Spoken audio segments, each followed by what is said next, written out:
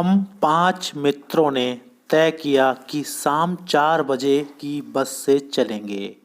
पन्ना ने इसी बस कंपनी की बस सतना के लिए घंटे भर बाद मिलती है, जो जबलपुर की ट्रेन मिला देती है। सुबह घर पहुंच जाएंगे। हम में से 2 को सुबह काम पर हाजिर होना था, इसलिए वापसी का यही रास्ता अपनाना जरूरी था। लोगों ने सलाह दी कि समझदार आदमी इस शाम वाली बस से सफ़र नहीं करते, क्या रास्ते में डाकू मिल जाएं। नहीं, बस डाकिन है। बस को देखा तो श्रद्धा उमड़ पड़ी, खूब वयोवृद्ध थी, सदियों के अनुभव के निशान लिए हुए थी। लोग इसलिए इससे सफ़र नहीं करना चाहते थे कि वृद्ध अवस्था में इसे कष्ट होगा। यह बस पूजा के योग्य थी, उस पर सवार कैसे हुआ जा सकता है। बस कंपनी के एक हिस्सेदार भी उस बस से जा रहे थे। हमने उनसे पूछा, क्या यह बस चलती भी है? वह बोले, चलती क्यों नहीं जी, अभी चलेगी। हमने कहा, वही तो हम देखना चाहते हैं कि कैसे चलती है। हाँ जी, और कैसे चलेगी? गजब हो गया, ऐसी बस आपने अपने आप चलती है। हम आगा पीछा करने लगे। डॉक्टर मित्र ने कहा, डरो मत, चलो, बस अनुभवी है, नई नवेली बसों से ज़्यादा विश्वसनीय है, हमें बेटों की तरह प्यार से गोद में लेकर जाएगी। हम बैठ गए। जो छोड़ने आए थे वे इस तरह देख रहे थे जैसे अंतिम विदा दे रहे हों। उनकी आंखें कह रही थीं, आना जाना तो लगा ही रहता है, आया है सो जाएगा। राजा रंग फकीर आदमी को कूच करने के लिए एक निमित्त चाहिए।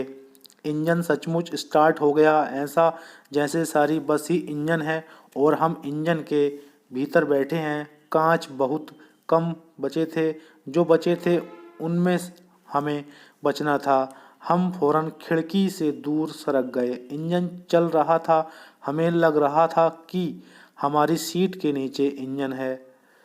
बस सचमुच चल पड़ी और हमें लगा कि यह गांधी जी के असहयोग और सविनय अवज्ञा आंदोलनों के वक्त आवश्यक जवान रही होगी। उसे ट्रेनिंग मिल चुकी थी, हर हिस्सा दूसरे से असहयोग कर रहा था। पूरी बस सविनय अवज्ञा आंदोलन के दौर से गुजर रही थी। सीट का बॉडी से असहयोग चल रहा था। कभी लगता सीट बॉडी को छोड़कर आगे निकल जाएगी, कभी लगता कि सीट को छोड़कर बॉडी आगे भाग जाएगी। 8-10 मील चलने पर सारे भेदभाव मिट गए। यह समझ में नहीं आता था कि सीट पर हम बैठें या सीट हम पर बैठी है। एकाएक बस रुक गई। मालूम हुआ कि पेट्रोल की टंकी में छेद हो गया। ड्राइवर ने बाल्टी में पेट्रोल निकाला, उसे बगल में रखा और नली डालकर इंजन में भेजने लगा।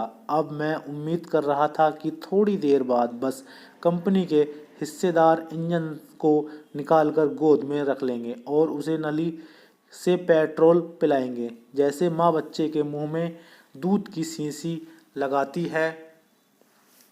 बस की रफ्तार अब 15-20 मील हो गई थी। मुझे उसके किसी हिस्से पर भरोसा नहीं था। ब्रेक फेल हो सकता है, स्टीयरिंग टूट सकता है। प्रकृति के दृश्य बहुत लुभाने थे। दोनों तरफ हरे भरे पेड़ थे जिन पर पक्षी बैठे थे। मैं हर पेड़ को अपना दुश्मन समझ रहा था। जो भी पेड़ आता डर लगता कि इससे बस टकराएगी। वह निकल जाता तो दूसरे पेड़ का इंतजार करता। झील दिखती तो सोचता कि इसमें बस गोता लगा जाएगी। एकाएक फिर बस रुकी। ड्राइवर ने तरह तरह की तरकीबें की पर वह चली नहीं। सविनय अवज्ञा आंदोलन शुरू हो गया था। कंपनी के हिस्सेदार कह रहे थे, बस तो फर्स्ट क्लास है जी, यह तो इत्तेफाक की बात है। क्षीण चांदनी में वृक्षों की छाया के नीचे वह बस बड़ी दयनीय लग रही थी। लगता जैसे कोई वृद्ध थक कर बैठ गई हो। हमें गिलानी हो रही थी कि बेचारी पर लदकर हम चल आ रहे हैं। अगर इसका प्राण हो गया तो इस बयान में हमें इसकी अंतुष्टि करनी पड़ेगी। हिस्सेदार साहब ने इंजन खोला और कुछ सुधारा। बस आगे चली। उसकी चाल और कम हो गई थी। धीरे धीरे बस की आंखों की ज्योति जाने लगी। चांदनी में रास्ता टटोल कर वह रेंग रही थी। आगे या पीछे से कोई गाड़ी आती दिखती तो यह एकदम किनारे खड़ी हो जाती थी और कहती थी, निकल जाओ बेटी, अपनी तो वह उम्र ही नहीं रही। एक पुलिया के ऊपर पहुंचते ही कि एक टायर फिस करके बैठ गया। वह बहुत जोर से हिलकर थम गई। अगर स्पीड में होती तो उछलकर नाले में गिर जाती।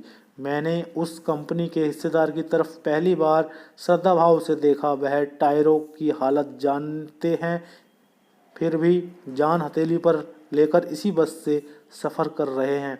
उत्सर्ग की ऐसी भावना दुर्लभ है। सोचा, इस आदमी के साहस और बलिदान भावना का सही उपयोग नहीं हो रहा है। इसे तो किसी क्रांतिकारी आंदोलन का नेता होना चाहिए था।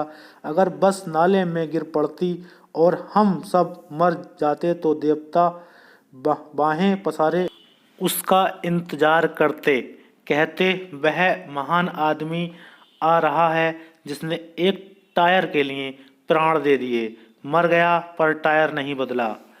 दूसरा घिसा टायर लगाकर बस फिर चली। अब हमने वक्त पर पन्ना पहुंचने की उम्मीद छोड़ दी थी। पन्ना क्या, कहीं भी कभी भी पहुंचने की उम्मीद छोड़ दी थी। लगता था जिंदगी इसी बस में गुजरनी है और इससे सीधे उस लोक को प्रयाण कर जाना है। इस पृथ्वी पर उसकी कोई मंजिल नहीं। हमारी बेताबी तनाव खत्म हो गए। हम बड़े इम्तिहान से घर की तरह बैठ गए। चिंता जारी रही, हंसी मजाक चालू हो गया। दोस्तों, यह थी हरिशंकर परसाई की कहानी, जो कि बहुत अच्छी कहानी है। सब्सक्राइब करना ना भूलें।